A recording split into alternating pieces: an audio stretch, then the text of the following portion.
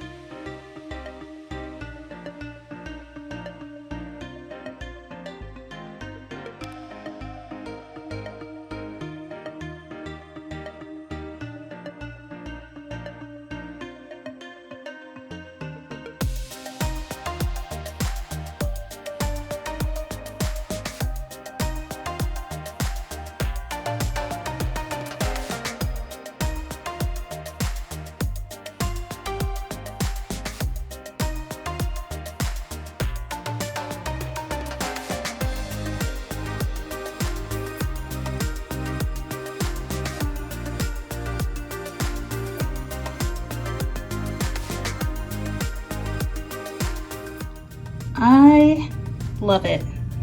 Granted, it's not exactly like Molly's wave, but I love how it turned out. I think it's super pretty. And I'm glad I added the purple because it makes me love it just that much more.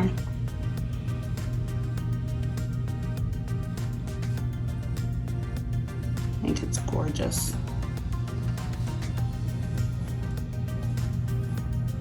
I do have to say, Molly makes it look a heck of a lot easier using the blow dryer, but hey, I had fun, and that is all that counts, right? I love the color mix in this, it's so pretty. And then you saw that I was dragging this around, so it made it look like it was flowing. And then this is, I love this part.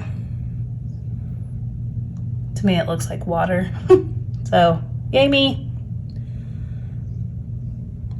Well, I hope you guys liked this video. If you did, don't forget, hit that like. Give me a comment below. Let me know what y'all think.